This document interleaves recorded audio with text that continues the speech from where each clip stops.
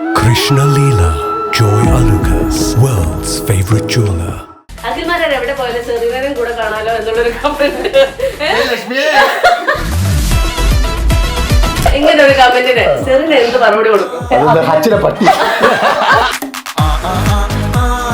വെറുതെ അതിനകത്ത് കിട്ടും. പിന്നെ എരുതിയിൽ എണ്ണ ഒഴിക്കണ്ട പറയില്ലേ?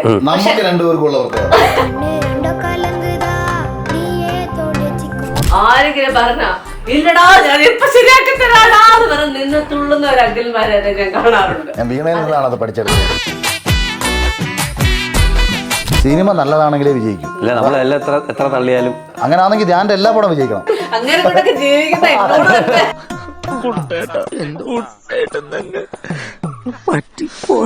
സെറീനയ്ക്ക് പകരം മറ്റൊരാളെ കാസ്റ്റ് ചെയ്യാൻ അഖിലിനോട് പറഞ്ഞിരുന്നെങ്കിൽ ആരെ കാസ്റ്റ് ചെയ്യാൻ? നയൻതാര. ചിലപ്പോ അഖിലേട്ടൻ പറയണ്ട എനിക്കൊരു ചായ ഒക്കെ ഉണ്ടെന്നല്ലേ അഖില? ഞാനിപ്പോ എന്തെങ്കിലും പറഞ്ഞു കഴിഞ്ഞാലേ political correctness.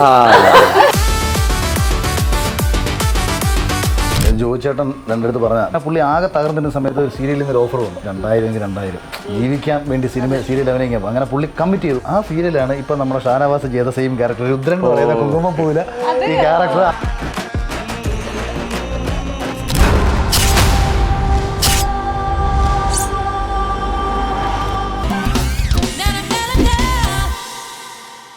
Hello everyone, welcome to the show.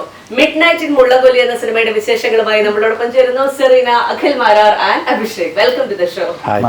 ആദ്യം തന്നെ അഖിൽ മാരാരോട് എനിക്കൊരു വളരെ സന്തോഷമുണ്ട്, ബഹുമാനമുണ്ട്. എന്താണെന്നറിയോ, ഈ ബിഗ് ബോസിൽ പോയ പലരും ഒന്നും അല്ലാതായി പോയപ്പോ ഞാൻ എന്തെങ്കിലും ആണെന്ന് പറഞ്ഞ് ത്രൂ ഔട്ട് സ്ക്രീൻ പ്രസൻസ് നിലനിർത്താൻ എങ്ങനെ സാധിക്കുന്നു? വർഷം 2 കഴിഞ്ഞു. അത് ഒന്ന് ഞാൻ പറഞ്ഞൊരു ഭാഗ്യം. 2 എന്ന് പറയുന്നത് എല്ലാ മേഖലയിലും അല്ലറ ചില്ലറ കഴിവുകളൊക്കെ നമുക്കുണ്ട്. നമുക്ക് ഇപ്പം ഞാൻ പറഞ്ഞ ഒരർത്ഥത്തിൽ ഭയങ്കര ഭാഗ്യമുള്ളതാണ്. ഞാൻ ഇന്ന് രാവിലെ നമ്മുടെ ഫുക്രു എനിക്കൊരു മെസ്സേജ് അയച്ചു, പഴയ ബിഗ് ബോസിൽ. ഫുക്രു അയച്ച മെസ്സേജ് ചെയ്താണ്, ഇപ്പം ഈ സിനിമ റിലീസാകാൻ പോകുന്നത് കണ്ടപ്പം ആഗ്രഹിച്ചതെല്ലാം ഒരർത്ഥത്തിൽ നേടിയെടുത്തതായിട്ട് തോന്നിയില്ലേന്ന് ചോദിച്ചു. അപ്പം ഞാൻ അവനെ പറഞ്ഞു, അല്ല സത്യമാണ്, ഞാൻ ഇപ്പം 2010 തൊട്ട് സ്വപ്നം കണ്ടിരുന്നതൊക്കെയാണ് ഇപ്പം ലൈഫിൽ നടക്കുന്നത്. ഇപ്പം നമ്മൾ ഒരു ഭാഗത്ത് KCL നടക്കുന്നുണ്ട്, ക്രിക്കറ്റിനകത്ത് ഭാഗമാകണമെന്നുള്ളത് അന്നത്തെ വലിയ ആഗ്രഹങ്ങൾ വന്നു. അപ്പോൾ അത് ഇപ്പോൾ കേരളത്തിലെ ഏറ്റവും വലിയ ലീഗിൻ്റെ ഭാഗമാകുന്നു. സഞ്ജുവിൻ്റെ ടീമിൻ്റെ ഒപ്പം നമ്മൾ സഞ്ചരിക്കാൻ പറ്റുന്നു. ഇപ്പുറത്ത് CCL പ്ലേയിങ് ലിസ്റ്റിലേക്ക് എന്നെ സെലക്ട് ചെയ്തിട്ടുണ്ട്. അതിപ്പുറത്ത് സിനിമ റൈറ്ററായി, ഡയറക്ടറായി, അതെ അഭിനേതാവുമായി. പിന്നെ അതേപോലെ ബിഗ് ബോസ് പോലെ സോഷ്യൽ മീഡിയയിലുണ്ടോ എന്ന് ചോദിച്ചാൽ അതിലേറ്റവും വളരെ സജീവമായിട്ടുണ്ട്.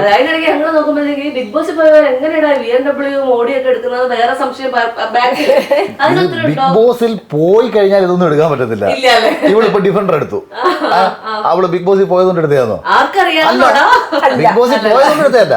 അപ്പൊ ആരൊരാൾ എവിടെ പോയെന്ന് പറഞ്ഞിട്ടും കാര്യമില്ല. ഇപ്പൊ ഒരു സിനിമയിൽ മാത്രം അഭിനയിച്ച് രക്ഷപ്പെടുന്നവരുണ്ട്. ഇപ്പൊ അരവിന്ദ് സ്വാമിയുടെ ഒരു കാര്യം പറഞ്ഞാൽ, അരവിന്ദ് സ്വാമി അദ്ദേഹം സിനിമയൊക്കെ വിട്ട് കഴിഞ്ഞിട്ട് ഭയങ്കരമായ രീതിയിൽ കോടിക്കണക്കിന് രൂപ ഉണ്ടാക്കിയിട്ടുണ്ട്. പൈസ ഉണ്ടാക്കാൻ നമ്മൾക്ക് കിട്ടുന്നതിനെ കൺവേർട്ട് ചെയ്യാനുള്ള ഒരു ശേഷി നമുക്കുണ്ടാവണം, പോസിറ്റീവായ രീതിയിൽ. അപ്പോൾ അത് വളരെ പോസിറ്റീവായ രീതിയിൽ ഞാൻ കൺവേർട്ട് ചെയ്തു. എനിക്ക് ഈ സിനിമയിൽ എത്തുന്നതിന് മുന്നേ എനിക്ക് ഒരുപാട് കോൺടാക്ട്സുകൾ ഉണ്ടായിരുന്നല്ലോ. ഞാൻ പെട്ടെന്നൊരു സുപ്രഭാതത്തിൽ സിനിമയിൽ ഈ ബിഗ് ബോസിൽ വന്ന ഒരാളല്ല. അതിന് മുന്നേ ഉള്ളൊരു വലിയ ലൈഫുണ്ട്. ഇപ്പം തമാശയായിട്ട് പറയും, ബുർജ് ഖലീഫ നമ്മൾ മേപ്പോട്ട് നിൽക്കുന്നതേ കാണുന്നുള്ളൂ. ഇതിൻ്റെ അടിയിലോട്ടുണ്ടല്ലോ, അടിയിലോട്ട് പണിയുന്ന ആരും കാണുന്നില്ല. നമ്മൾ അടിയിലോട്ട് പണിഞ്ഞിട്ടിട്ട് വന്നുകൊണ്ടായി മേപ്പോട്ട് എളുപ്പത്തിൽ കയറിപ്പോയിട്ട് തോന്നുന്നത്. ഇന്റർവ്യൂവിനൊരു സ്പൈസിനെസ് ആഡ് ചെയ്യാനായിട്ട് ഞാനൊരു ചോദ്യം ചോദിക്കട്ടെ? അങ്ങോട്ടല്ല, ഇങ്ങോട്ട് ചോദിക്കട്ടെ. ഞാനൊരു കമന്റ് കണ്ടതാ. ഇപ്പൊ ആൾക്കാർ പറയും കമന്റ് കണ്ടാലോ വീട്ടിൽ ചോദിക്കാനുള്ളതാണ്. അങ്ങനെങ്കിൽ അങ്ങനെ എന്തെങ്കിലും ആവട്ടെ, അഖിൽമാരെ എവിടെ പോയാലും ചെറിയവരും കൂടെ കാണാലോ എന്നുള്ളൊരു കമന്റ്. ഭാര്യ ഇവിടെ ഉണ്ടോ? ഇങ്ങനെ ഒരു കമന്റിന് സെറീന എന്ത് മറുപടി കൊടുക്കും? പട്ടി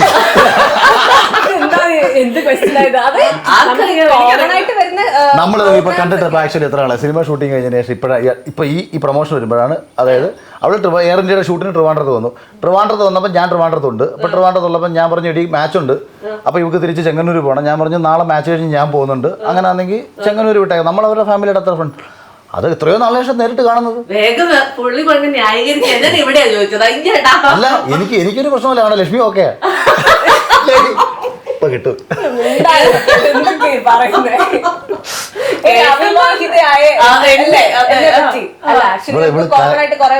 പ്രോഗ്രാംസും കാര്യങ്ങളും വരും. പിന്നെ നമ്മള് ഫാമിലി ആയിട്ട് ഭയങ്കര ക്ലോസ് ആണ്. മിഡ് നൈറ്റ് ഇൻ കൊച്ചിന്നോ കോഴിക്കോടെന്നോ കാക്കനാടെന്നോ ഒന്നും ഇടാതെ മിഡ് നൈറ്റ് ഇൻ മുള്ളകൊല്ലിന്ന് ഇട്ടത് ആരാ ചേട്ടാ? അതാണ് ഡയറക്ടർ ബാബു ജോൺ ഡയറക്ടറും പ്രൊഡ്യൂസറും. എനിക്കത്ര താല്പര്യമില്ലായിരുന്നു കേട്ടോ. ഞാൻ പറഞ്ഞു ഇങ്ങനെ ഒരു പേര് വേണമെന്നൊക്കെ ഞാൻ ചോദിച്ചു. അപ്പോൾ അവർക്ക് ഓക്കെ, നമുക്ക് ചോദിക്കാൻ റൈറ്റ്സ് ഒന്നും ഇല്ല. പക്ഷേ എനിക്ക് അത്ര താല്പര്യമൊന്നും ഉണ്ടായിരുന്നില്ല. നമുക്ക് കുറച്ചുകൂടി ത്രില്ലർ സ്വഭാവം എന്നുള്ളതിൽ കുറച്ചുകൂടെ 2-3 വരികളിലൊക്കെ നിൽക്കുന്നതൊക്കെ ആയിരുന്നു എൻ്റെ ഒരു ആഗ്രഹം പേഴ്സണലി. പക്ഷേ അൾട്ടിമേറ്റ്ലി ക്രിയേറ്റേഴ്സ് എന്ന് പറഞ്ഞാൽ അവരാണല്ലോ. നമുക്ക് അഭിപ്രായം പറയാം, അവർക്ക് സ്വീകരിക്കാതെ അവർക്കൊരു വിഷൻ ഉണ്ടല്ലോ, ആ ഒരു രീതിയിൽ പോയത്. പിന്നെ മുള്ളംകൊല്ലി എന്ന് പറയുന്ന ഒരു സ്ഥലത്ത് നടക്കുന്ന ഒരു രാത്രിയിൽ നടക്കുന്ന പ്രശ്നങ്ങളും കാര്യങ്ങളും അതിനെ തുടർന്ന് പോകുന്നത് അതിപ്പോൾ ട്രെയിലർ കാണുന്നവർക്ക് മനസ്സിലാവും. അപ്പം അതാണെന്ന് ഏറെക്കുറെ അതുകൊണ്ട് തന്നെ എന്ന് വെച്ചാൽ നമ്മൾ ഒരു ബോറടിക്കാതെ കണ്ടുകൊണ്ടിരിക്കാം. ഇതിനകത്തൊരു ത്രില്ലിങ് എലമെൻ്റ് ഉണ്ട്. കഥയിൽ വില്ലൻ ആരാണെന്ന് അറിയാനുള്ള ഒരു ആകാംക്ഷയുണ്ട്. അപ്പം അത് സിനിമ കണ്ടുകൊണ്ടിരിക്കുന്നവർക്ക് ഒരു ചെറിയ പടമാണെങ്കിലും കണ്ടുകൊണ്ടിരിക്കാൻ തോന്നിപ്പിക്കുന്ന ഒരു ഘടകമുണ്ട്.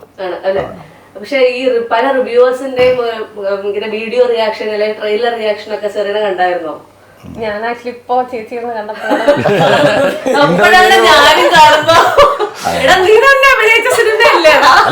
ട്രെയിലറിന് ഇറങ്ങിയ സമയത്ത് കുറേ ട്രോൾ ഉണ്ടായിരുന്നു. പ്രത്യേകിച്ച് എൻ്റെ പടവും ഈ സുരേഷ് ഗോപിയുടെ മോൻ മാധവിൻ്റെ പടവും കൂടെ ഒക്കെ വെച്ച് ചേർത്ത് വെച്ചിട്ടുണ്ട്. അങ്ങനെ കുറേ ട്രോളൊക്കെ ഇറങ്ങി. അതായത് ഈവൻ നമ്മളോടുള്ള പൊളിറ്റിക്കൽ വിരോധം ഒക്കെ വെച്ചിട്ടുള്ള ആൾക്കാർ പിന്നെ സോഷ്യൽ മീഡിയയിൽ കുറച്ചൊരു ജീവിക്കണമല്ലോ. പക്ഷേ ട്രെയിലർ കണ്ട വളരെ ഓപ്പോസിറ്റ് അഭിപ്രായം കേട്ടോ. ഒരുപാട് ആൾക്കാർ ഭയങ്കര പോസിറ്റീവ് അഭിപ്രായം പറഞ്ഞു. വേറെ 1-2 യൂട്യൂബേഴ്സിൻ്റെ റിവ്യൂസ് ഞാൻ കണ്ടു ഇതിൻ്റെ റിയാക്ഷൻ വീഡിയോയിൽ. അതായത് അവരതിനകത്ത് ഫോക്കസ് ചെയ്തേക്കുന്നത് ട്രോളുകൾക്ക് എന്തെങ്കിലും വാസ്തവമുണ്ടോ, വാസ്തവമില്ല എന്നും നന്നായി വന്നിട്ടുണ്ടെന്നാണ് അവരവരുടെ അഭിപ്രായം. അല്ല, എൻ്റെ ആകെ ഒരു പേടി എന്ന് പറയുന്നത് ഇവള് ഇന്റർവ്യൂ എടുത്ത് ഒരുപാട് ഇന്റർവ്യൂ ഹിറ്റ് ആയിട്ടുണ്ട് പടങ്ങളുടെ പ്രൊമോഷൻ അല്ലേ. സിനിമ പുറം ലോകം കണ്ടിട്ടുണ്ട്. അത് ഞാനിങ്ങനെ വിചാരിച്ചു വീണയുടെ ഇന്റർവ്യൂ ലോകത്തെ മാൻഡ്രേക്ക് ഇന്ന് സാധാരണ നമ്മൾ കഥ തിരക്കഥ സംഭാഷണ സംവിധാനം ഒരാളെന്ന് പറയില്ലേ. പക്ഷെ ഇതിന് ഞാൻ കണ്ടത് സിനിമയുടെ പ്രമോഷൻ, പ്രസ് റിലീസ്, മറ്റേ PR ആക്ടിവിറ്റീസ് എല്ലാം അഖിൽമാരാർ. അതെന്തായിരുന്നു അഖിൽമാരെ ഏതിന്റെ ഈ പടത്തിന്റെ? ആ പടത്തിന്റെ ഫുൾ പബ്ലിസിറ്റി ഞാനും ഏറ്റെടുത്തേക്കുകയാണ്. ഒരു ക്യാപ്റ്റൻസി സാധനം ഉണ്ടല്ലോ, അത് എന്റെ തല കൊണ്ട് വെച്ച് കിട്ടുന്നില്ല. ഈ പടത്തിൽ ആക്ച്വലി ഹീറോ അഭിഷേകായിരുന്നു. അതായത് മെയിൻ ലീഡ് എന്ന് പറയുന്ന അഭിഷേകാണ് ആക്ച്വലി. എന്ന് വെച്ചാൽ ഞാനും സിനിമ കണ്ട ആളെന്ന നിലയിൽ അതിൽ പക്ഷേ വളരെ പ്രധാനപ്പെട്ട ഒരു കഥാപാത്രം തന്നെയാണ് ഞാനിത് ചെയ്തേക്കുന്നത്. പിന്നെ ഇവരിതിനകത്ത് അഭിഷേകിനെ കാട്ടിയും കൂടുതലും സോഷ്യൽ മീഡിയയിൽ ചർച്ച ചെയ്യപ്പെടുന്നതും ഞാനായതുകൊണ്ട് തന്നെ അവരെന്ത് ചെയ്തു, നമ്മളെ നായകനാക്കി പ്ലേസ് ചെയ്ത് മുന്നോട്ട് വെച്ചു. എനിക്ക് വിഷമം തോന്നി. അവന് തോന്നായിരിക്കാം, എനിക്ക് വിഷമം തോന്നി. ഞാൻ അഭിഷേകിനോട് പറയുന്നത് അതല്ല, ഞാൻ പറയുന്നത് ഈ സിനിമയിൽ അഖിലേട്ടൻ അന്ന് ഒരു ദിവസം രാത്രി വിളിച്ചിട്ട് എടാ ഇങ്ങനെ നിന്നെ സിനിമയിലോട്ട് എന്നെ വിളിച്ചിട്ടുണ്ട്. അത് ഷൂട്ട് തുടങ്ങി കഴിഞ്ഞിട്ടാ. അപ്പൊ ഞാനാണ് അഖിലേട്ടനോട് അഖിലേട്ടൻ വരണം എന്ന് പറഞ്ഞ് ഞാൻ ഇപ്പോൾ അയച്ച വോയിസ് മെസ്സേജ് കിടപ്പുണ്ട്, നിങ്ങൾ വരണം, നമുക്ക് പ്രൊമോഷൻ അങ്ങനെ ചെയ്യാം ഇങ്ങനെ ചെയ്യാം. അപ്പൊ അതെനിക്ക് ഭയങ്കര ഇഷ്ടമായിരുന്നു. പിന്നെ ഈ എനിക്കൊന്ന് പോസ്റ്റേഴ്സ് ഒക്കെ പെട്ടെന്ന് അവർ പേര് മാറ്റിയപ്പോൾ എനിക്ക് ആ ഒരു സങ്കടം തോന്നി. നമ്മൾ പോസ്റ്ററിൽ എന്റെ പേര് മാത്രമേ വെച്ചുള്ളൂ. അപ്പൊ ഞാനും പറഞ്ഞു അതിപ്പം മറ്റുള്ളവരും കൂടെ വെക്കാം. അത് നിങ്ങൾ നമ്മളെ വെച്ച് പ്രൊമോട്ട് ചെയ്യുന്നതിൽ തെറ്റൊന്നുമില്ല. പക്ഷെ അതോടൊപ്പം തന്നെ പടത്തിലുള്ള എല്ലാരെയും വെക്കാം. ഇപ്പൊ എന്നെ സെറീനൊക്കെ വെക്കായിരുന്നു. ഞാൻ വെച്ചില്ല. അഖിലേട്ടൻ മാത്രം അല്ല, സെറീന ആക്ച്വലി ലീഡല്ല. സെറീന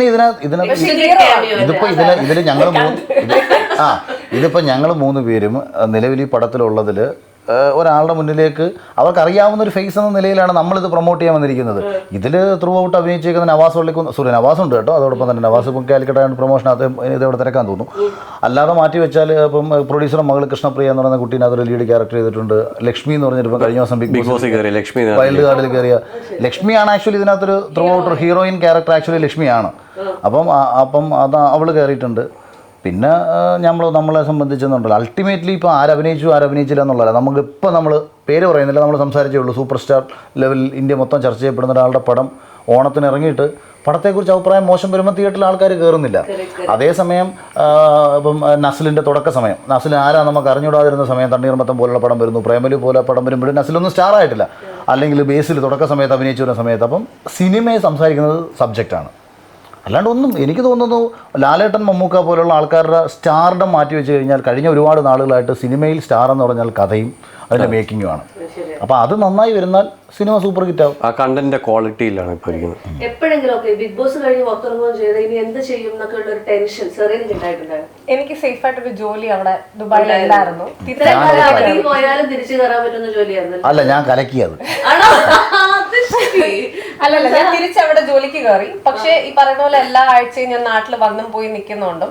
പിന്നെ ഞാൻ ഓർത്തു, അഖിലേട്ടനും എന്നോട് അഡ്വൈസ് ചെയ്തു, this is the time resign ചെയ്ത് നീ എന്തിനാണ് ബിഗ് ബോസിൽ കയറിയത്, തിരിച്ച് ജോലിക്ക് കയറാനല്ലല്ലോ, ഈ ഫെയിം നീ യൂട്ടിലൈസ് ചെയ്യണം.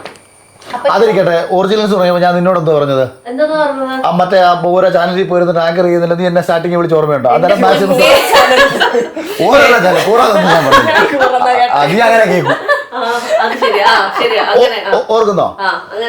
ഫസ്റ്റ് എന്റെ ഇന്റർവ്യൂ എടുത്ത സമയത്ത് ഞാൻ തന്ന അഡ്വൈസ് എന്താ? അത് നീ വളരെ ഫലപ്രദമായിട്ട് ഉപയോഗിക്കുന്നില്ലേ, കാശ് കുറെ ഉണ്ടാക്കുന്നില്ലേ? ഇങ്ങനെയല്ലേ പൈസ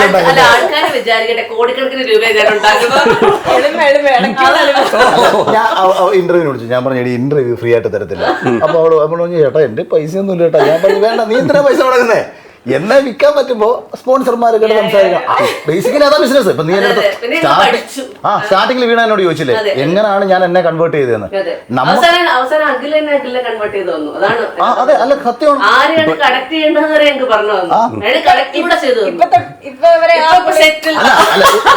അല്ല വീണ ഒന്ന് ആലോചിച്ച് നോക്കൂ.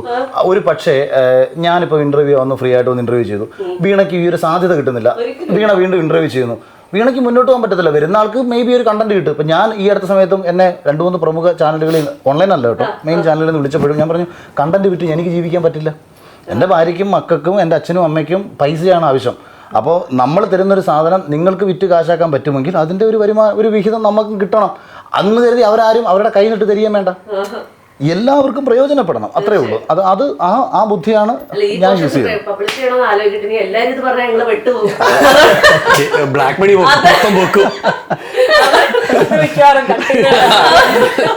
അല്ല അങ്ങനെ പേടിയപ്പോ അല്ല ഇപ്പൊ അവ അങ്ങനെ പറഞ്ഞു, ഇങ്ങനെ അഖിലേട്ടൻ പറഞ്ഞു ഇത് യൂട്ടിലൈസ്. പക്ഷെ എനിക്കത് തിരിഞ്ഞു നോക്കേണ്ടി വന്നിട്ടില്ല. ഇപ്പോഴും എന്റെ കമ്പനി റെഡിയാണ് എന്നെ 2 കൈ നീട്ടി സ്വീകരിക്കാൻ. എനിക്ക് ബിഗ് ബോസിലാണെങ്കിലും ഞാൻ പറഞ്ഞു 2 ആഴ്ചത്തെ ലീവ് തന്ന് ഞാൻ പോയിട്ട് വരാന്ന് പറഞ്ഞപ്പോ പോയതാ. പക്ഷെ ഓരോ ആഴ്ചയും ഫോളോ അപ്പ് ചെയ്യും.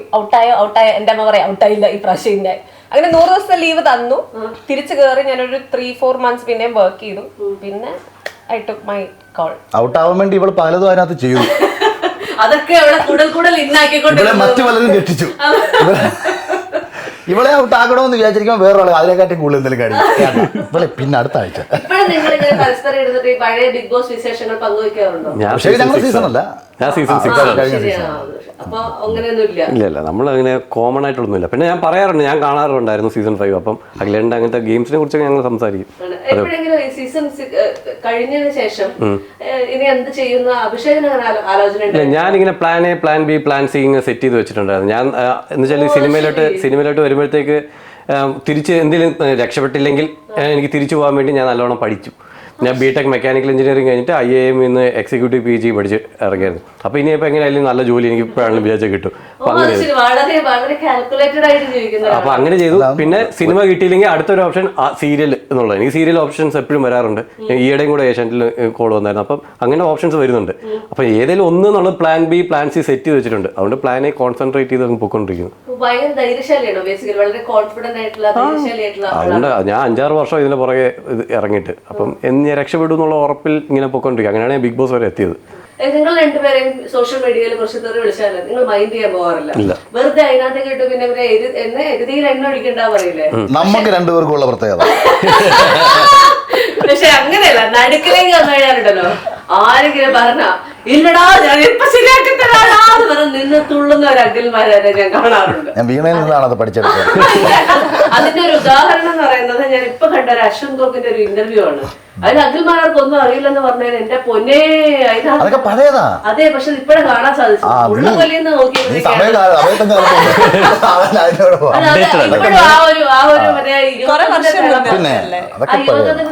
പിള്ളേരുള്ളപ്പോഴുണ്ടോ?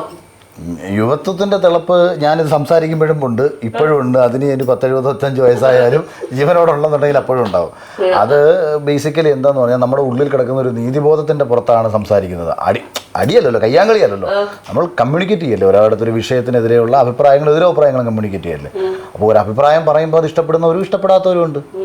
അതല്ല, അല്ലാതെ നമ്മൾ അല്ലല്ല നെഗറ്റീവ് അല്ല. നമ്മൾ അതെന്താന്ന് പറഞ്ഞാൽ ഇപ്പം ഞാൻ വീണയെ പറ്റി പുകഴ്ത്തി പറഞ്ഞാൽ വീണയ്ക്ക് ഇഷ്ടപ്പെടും, വീണ ഇഷ്ടപ്പെടുന്നവർക്കും ഇഷ്ടപ്പെടും, വീണയുടെ ശത്രുക്കൾക്ക് ഇഷ്ടപ്പെടും. ഒരിക്കലും ഇല്ല.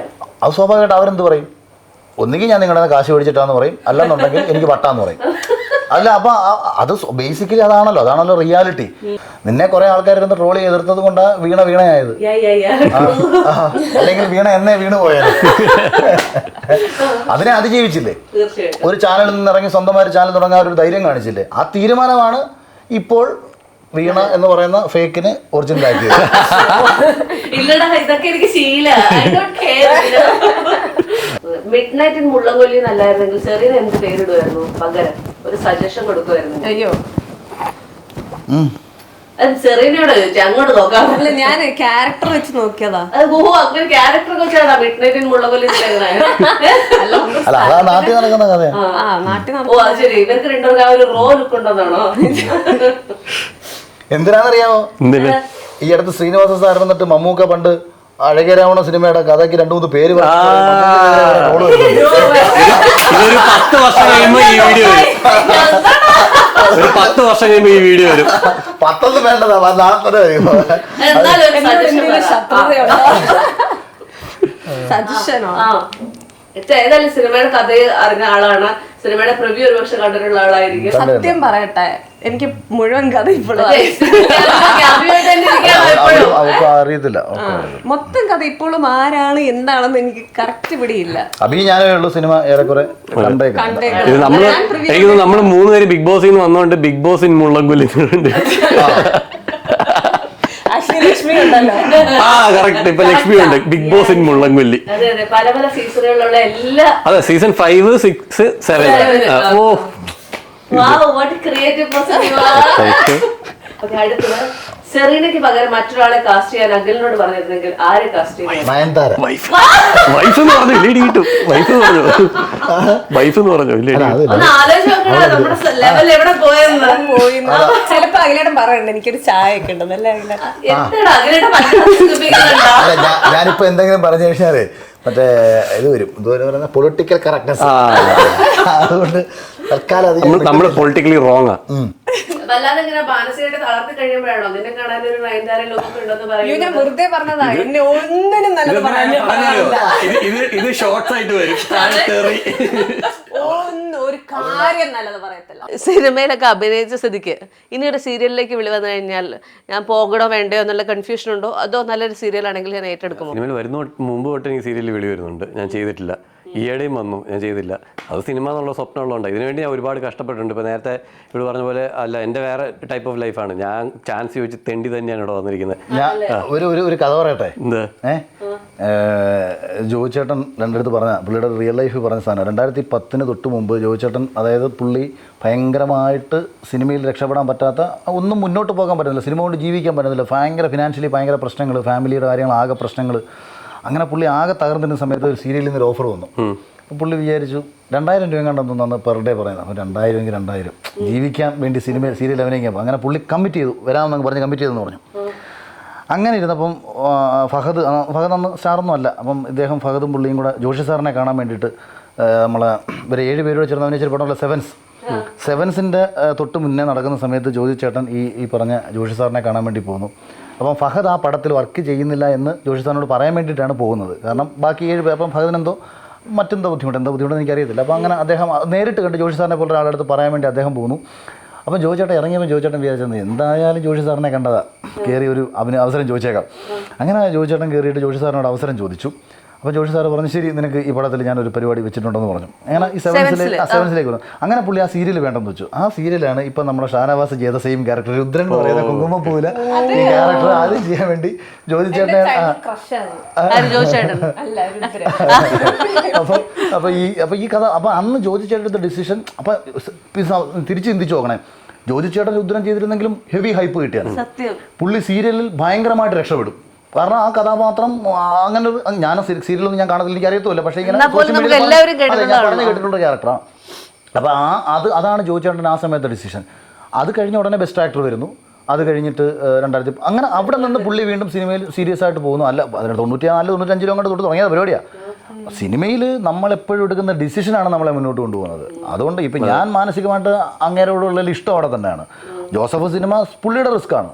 ലൈഫിൽ റിസ്ക്കിലാണ് സക്സസ് ആവുന്നത്. നമുക്ക് ഇപ്പോൾ ജൂനിയർ ആർട്ടിസ്റ്റായിട്ട് ദിലീപ് രക്ഷപ്പെട്ടു, ജൂനിയർ ആർട്ടിസ്റ്റായിട്ട് ജോജു രക്ഷപ്പെട്ടാൽ എല്ലാ ജൂനിയർ ആർട്ടിസ്റ്റും രക്ഷപ്പെടത്തില്ല. അവർ ജോജു അല്ല, അവർ ദിലീപും അല്ല. അവർ ജോജുവിന് ചിന്തിക്കുന്ന പോലെ ചിന്തിക്കാനും പറ്റത്തില്ല, ജോജുവിൻ്റെ കഴിവും മേ ബി അവർക്ക് ഉണ്ടാവണമെന്നില്ല. അല്ലെങ്കിൽ ദിലീപ് ചിന്തിച്ചതുപോലെ, ദിലീപേട്ടൻ ചിന്തിച്ച പോലെ ചിന്തിക്കാനും പറ്റത്തില്ല. അയാൾ സഞ്ചരിച്ച വഴികളിലൂടെ സഞ്ചരിക്കാനുള്ള പൊട്ടൻഷ്യലും ചിലപ്പോൾ ഉണ്ടാവത്തില്ല. അപ്പം പക്ഷേ അതോടൊപ്പം തന്നെ ചേഞ്ച് ആകണം, നമുക്ക് ഇവിടെ നിന്ന് മാറണം, മുന്നോട്ട് പോകണം എന്ന് തീരുമാനിച്ചാൽ റിസ്ക് എടുക്കുക, ആ റിസ്കിനെ സക്സസ് ആക്കുക. ഇത് ഞാൻ ഇതുപോലെ ഒരിടത്ത് പോയി ഇങ്ങനെ ഇവിടുത്തെ പ്രമുഖ ഒരു പടം വരുന്നുണ്ട്, അതിനകത്ത് ഒരു പ്രമുഖ ക്രൂ മെമ്പർ പുള്ളിക്ക് വേണ്ടി വെയിറ്റ് ചെയ്യുക. ഇതുപോലെ ഇങ്ങനെ വെയിറ്റ് ചെയ്തു, കുറേ നേരം വെയിറ്റ് ചെയ്തിട്ട് പുള്ളി വന്നു. അപ്പോൾ എനിക്ക് എന്താ ഞാൻ പറഞ്ഞു, എനിക്ക് ഇതിനകത്തൊരു അവസരം. അപ്പോൾ നമുക്ക് ഒരാൾ റെക്കമെൻഡ് ചെയ്തിട്ടും കൂടെ ഞാൻ വരുന്നത്.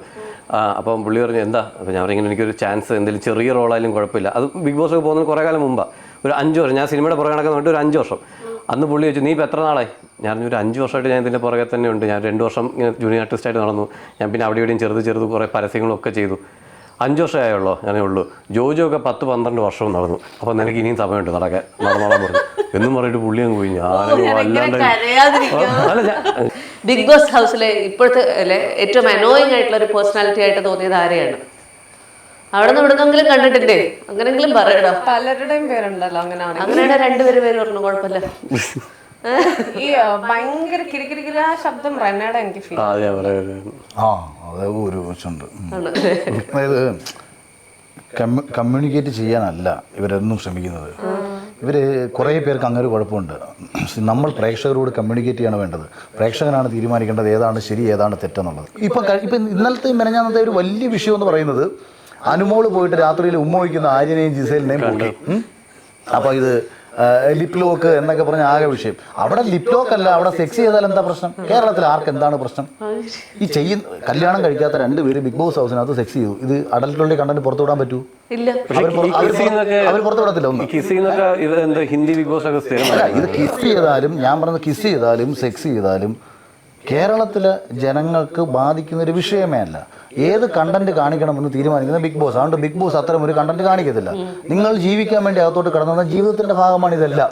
2 പേരും ഉമ്മ വെച്ചു. ഇപ്പൊ കഴിഞ്ഞ സീസണിൽ ജാസ്മിനും ഗബ്രിയും ഉമ്മ വെച്ചെന്ന് പറഞ്ഞിട്ട് അവരെ 2 പേരെ ആക്ഷേപിച്ച് കൊല്ലാക്കൊല ചെയ്തു. പക്ഷേ ഞങ്ങളുടെ സീസണിൽ സായി മറ്റേ ഫാമിലി വീക്കില് സ്നേഹകറി വന്നപ്പോൾ സായി എല്ലാവരും മുന്നേ അല്ല, ഞാൻ പറഞ്ഞത് നമ്മൾ സദാചാരം പറയുമ്പോൾ 2 പേര് കല്യാണം കഴിക്കാത്ത 2 പേര് അവര് ഉമ്മ വെച്ചാലോ ഉമ്മ വെച്ചില്ലെങ്കിലോ എന്തുകൊണ്ട് ഇതിനകത്ത് ഇത്ര വലിയ വിവാദം? അതിന്റെ പേരിലൊരു വലിയ വിഷയം ഉണ്ടാക്കുന്നവൻ ചിന്തിക്കണം, ഇതൊരു മാറ്റർ ആണോ, ഇതാണോ ക്വാളിറ്റി കണ്ടന്റ്? അപ്പൊ ഏത് വിഷയം ചർച്ച ചെയ്യപ്പെടണം? ബിഗ് ബോസ് എന്ന് പറഞ്ഞിട്ട് സമൂഹത്തിലേക്ക് എത്തുമ്പോൾ ജനത്തിന് മുമ്പിലേക്ക് ഓരോ വിഷയങ്ങളായെത്തുന്നത്. അപ്പം വിഷയം ഏതാണെന്ന് നോക്കുക, അല്ലെങ്കിൽ ആസ്വാദനം ഉണ്ടാവുക. ഇത് ഏതെങ്കിലും വേണം. ഒരു വൈൽഡ് കാർഡ് എൻട്രി കൊടുക്കുകയാണെങ്കിൽ നിങ്ങൾ ഒരാളെ അകത്തേക്ക് വിടാമെന്ന് പറയുകയാണെങ്കിൽ ആരെ അകത്തേക്ക് പോകണം എന്നാണ് ആഗ്രഹം? നിങ്ങളല്ല, പുറത്തുനിന്ന് ഒരാൾക്ക് ഒരു വൈൽഡ് കാർഡ് എൻട്രി എന്ന് പറഞ്ഞു കഴിഞ്ഞാൽ നിങ്ങളുടെ സൗഹൃദ വലയങ്ങളിലുള്ള അല്ലെങ്കിൽ അറിയാവുന്ന ആര് അകത്ത് പോകണം? അതെങ്ങനെ ഹൗസിൽ വന്നിട്ടുള്ള ആൾക്കാർ പുതിയൊരാള് മൈത്രനെ വിട്ടാലോ? മൊത്തം മൈത്രനെ ഒരു 10 മിനിറ്റ് പോലും ഉടക്കാൻ പറ്റില്ല. കാര്യം അയാൾക്ക് എതിരഭിപ്രായങ്ങൾ കേൾക്കുന്ന ഇഷ്ടമല്ല. തിരിച്ചിങ്ങോട്ട് പറഞ്ഞു കഴിഞ്ഞാൽ അത് കേൾക്കാൻ ഇഷ്ടമല്ലാത്ത ഒരാൾക്ക് ഒരിക്കലും ബിഗ് ബോസ് എന്ന് പറയുന്ന പ്ലാറ്റ്ഫോം വർക്കാവത്തില്ല. ഞാൻ മൈത്രനെ എടുത്ത് ചർച്ച ചെയ്യാൻ വേണ്ടിയിട്ട് ഞാൻ പബ്ലിക്കായിട്ട് എഴുതിയല്ലേ. ഞാൻ എത്രയോ ചാനലുകാർ ഞാൻ പറഞ്ഞ പേയ്മെന്റ് സംബന്ധിച്ച് ഓക്കെ പറഞ്ഞതല്ലേ. പക്ഷെ അയാൾ തയ്യാറാവത്തില്ല. കാര്യം അയാൾ തയ്യാറാവാത്തതിന്റെ കാര്യം അയാൾ പറയുന്ന വിവരക്കേടുകൾ കേൾക്കുന്ന ജനത്തിന് എതിർത്ത് പറയാൻ പാടില്ല. പുള്ളി പറയുന്ന ഒരു 50% കാര്യങ്ങളോട് എപ്പോഴും ഞാൻ യോജിക്കുന്ന ആളെ ഞാൻ എപ്പോഴും പറയും കേട്ടോ. 50% കാര്യങ്ങൾ 50% വിവരക്കേടുണ്ട്. അപ്പോൾ ഇദ്ദേഹത്തിൻ്റെ ഈ ക്വാളിറ്റി ആയിട്ടുള്ള സ്റ്റേറ്റ്മെന്റിനെ കൂടെ നശിപ്പിച്ച് കളയും ഈ ബാക്കി 50%. അപ്പോൾ അതുകൊണ്ട് അപ്പോൾ എന്ത് ചെയ്യണം? അപ്പോൾ അതിന് ചർച്ച നടക്കണം, സംവാദം നടക്കണം, ശരികളിലേക്ക് ജനങ്ങളെ കൊണ്ട് എത്തിക്കണം. അതിന് സംവാദം ഉണ്ടാവണം. സംവാദത്തിന് പുള്ളിക്ക് താല്പര്യമില്ല. പുള്ളി വൺ സൈഡ് ചോദ്യം ചോദിക്കുക, പുള്ളിയുടെ അഭിപ്രായം പറയുക, അത്രയേ ഉള്ളൂ. അവിടെ പോയി എക്സ്പീരിയൻസ് ഉള്ള നിങ്ങൾക്ക് ഒരു അഡ്വൈസ് അവർക്ക് കൊടുക്കാൻ പറഞ്ഞാൽ എന്ത് കൊടുക്കും? ജീവിതം മനസ്സിലാക്കണം, എന്താണ് സംഭവം എന്ന് മനസ്സിലാക്കണം. ജീവിതമാണോ അതിനകത്ത് നടക്കുന്നത്? അതാ ഇത് മനസ്സിലാക്കിയാൽ മതി. നമ്മൾ കടന്നു പോകുന്ന വഴികളിലൂടെ ഓരോരുത്തരുടെയും പെരുമാറ്റം നമുക്കകത്ത് കാണാൻ പറ്റും. ഇപ്പം നീ ചോദിച്ചില്ലേ ഞാൻ എങ്ങനെ ജയിച്ചതെന്ന്.